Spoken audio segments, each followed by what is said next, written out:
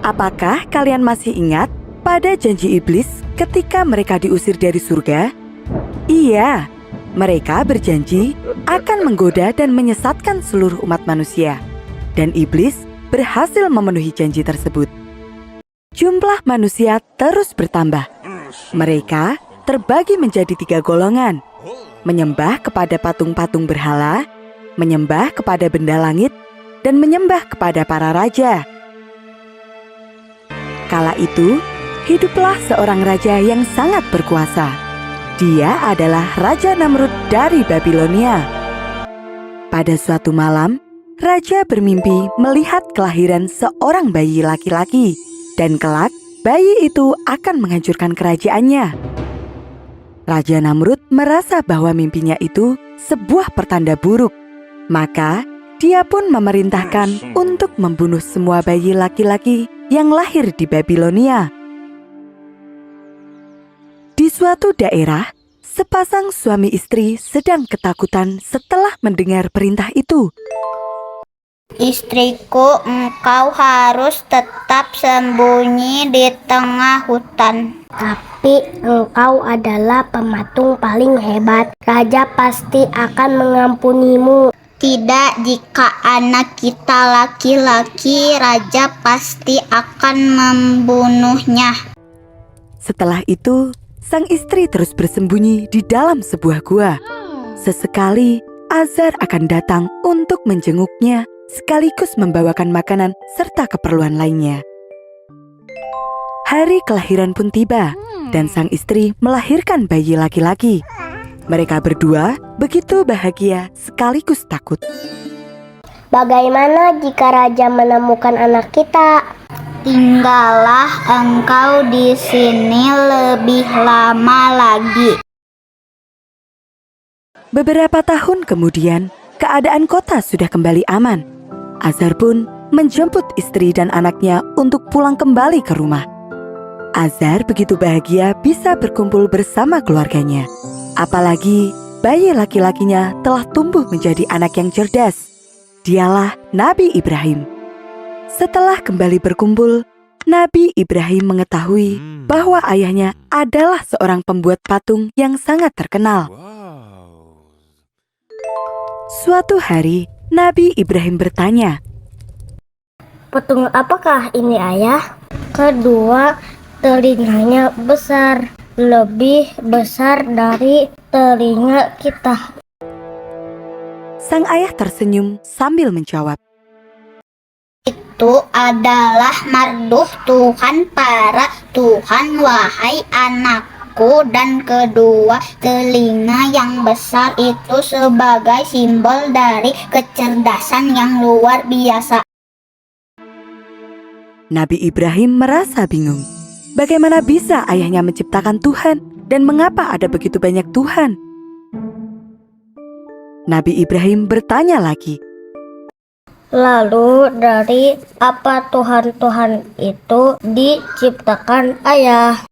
Ini dari kayu, pelempah kurma itu dari zaitun, dan berhala kecil itu dari gading. Lihatlah alangkah indahnya, hanya saja ia tidak memiliki nafas. Mendengar jawaban ayahnya ini, Nabi Ibrahim pun berkata, Jika para Tuhan tidak memiliki nafas, bila mereka tidak memiliki kehidupan, bagaimana mereka memberi kehidupan? Wahai ayahku, pasti mereka bukan Tuhan. Azar marah besar ketika mendengar jawaban anaknya itu. Nabi Ibrahim pun dipukul dan dihukum. Sejak saat itu, Nabi Ibrahim membenci semua patung-patung berhala tersebut. Suatu ketika, Nabi Ibrahim diajak oleh sang ayah ke perayaan besar. Semua orang berkumpul menjadi satu di ruang pemujaan. Seorang dukun maju dan memulai ritual suci. Wahai Tuhan kami, lindungilah dan limpahkanlah rizkimu. teriak sang dukun yang disambut meriah oleh semua orang. Melihat semua orang begitu terlena, Nabi Ibrahim tidak menahan diri lagi. Nabi Ibrahim berteriak, Hai dukun, ia tidak akan pernah mendengarmu. Apakah engkau yakin bahwa ia mendengar? Seluruh orang yang ada di ruang pemujaan itu marah kepada Nabi Ibrahim. Azar segera membawa anaknya itu pulang sebelum keadaan bertambah kacau. Sang ayah meminta agar Nabi Ibrahim merenung dan mengakui kesalahannya. Namun, rasa penasaran Nabi Ibrahim akan Tuhan tidak pernah padam. Maka, dia pun memutuskan untuk mencari Tuhannya sendiri.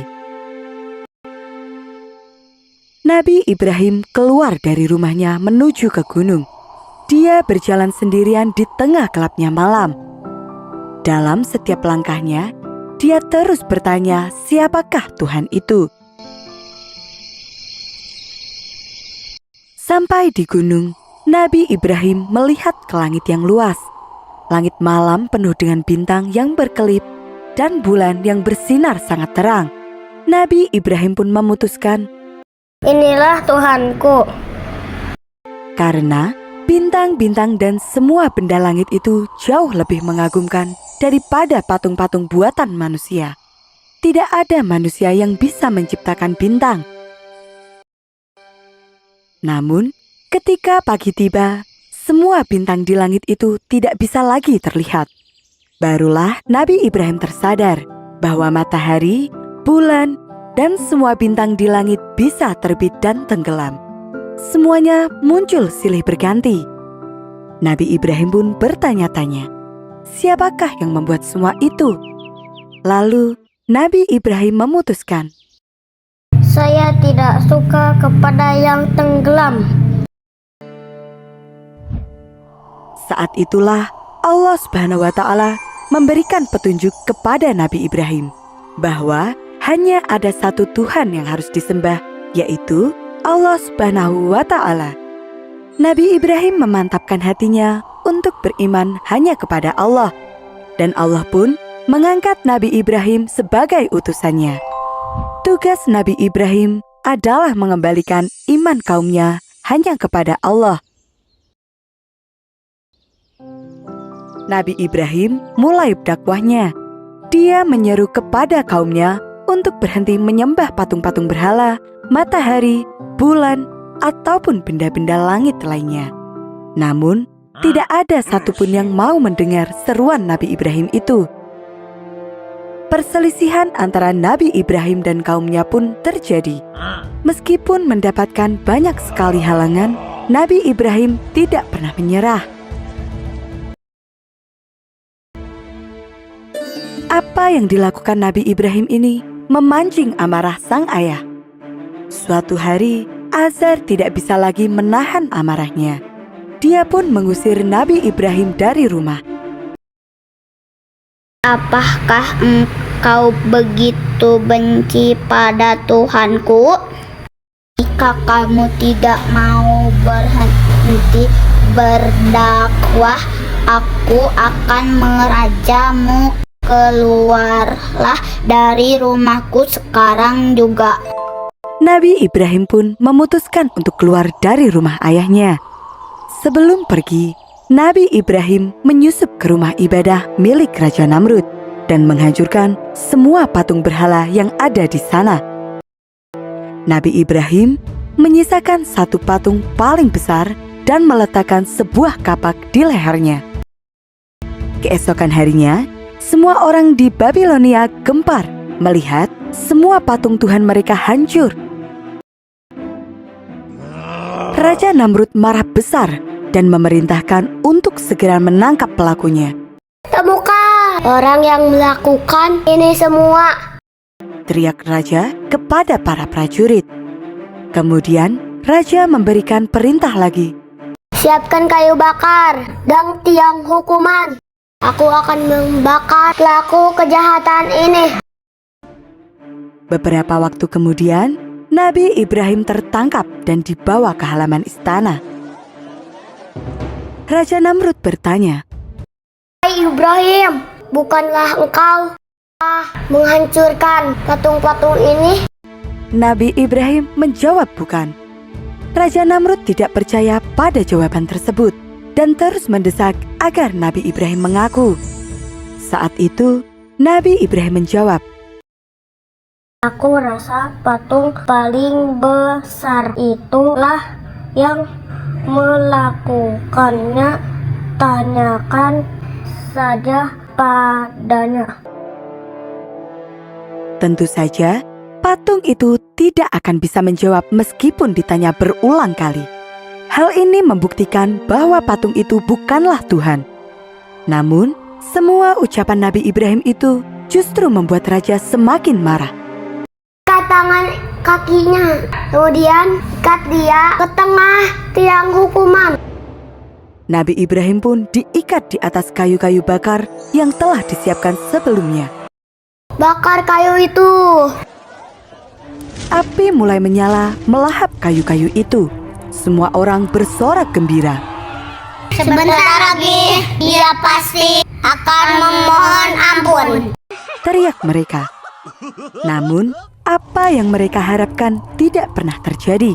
Nabi Ibrahim sama sekali tidak takut ataupun berteriak. Dia terus berdoa kepada Allah Subhanahu wa Ta'ala, memohon perlindungannya. Allahu Akbar, Allah sungguh maha besar. Api yang panas berubah menjadi dingin. Api yang terus membesar dan asapnya yang hitam mengepul memenuhi udara. Jelaganya membuat wajah orang-orang yang menonton menjadi hitam. Berjam-jam kemudian, api itu pun padam. Asap hitam yang menyelimuti pun perlahan menghilang. Saat itulah Nabi Ibrahim melangkah keluar dari sisa-sisa kayu bakar tanpa terluka sedikit pun. Bahkan kulitnya tetap bersih bercahaya meskipun dikepung asap hitam. Peristiwa itu membuktikan bahwa Nabi Ibrahim memang istimewa dan semua yang diucapkannya adalah benar. Namun, bukti nyata itu ternyata tidak bisa membuat orang-orang sadar. Mereka terus memusuhi Nabi Ibrahim dan berusaha untuk mengusirnya. Mereka tidak ingin hidup berdampingan dengan orang yang menghancurkan dan menghina Tuhan mereka. Nabi Ibrahim pun sadar bahwa kaumnya tidak akan bisa berubah. Atas seizin Allah, Nabi Ibrahim pun pergi dari kotanya. Dalam perjalanannya, Nabi Ibrahim ditemani oleh dua umat yang percaya kepadanya. Mereka adalah Sarah, wanita yang kelak akan menjadi istrinya, dan Lut, seorang pemuda yang kelak akan menjadi Nabi Allah.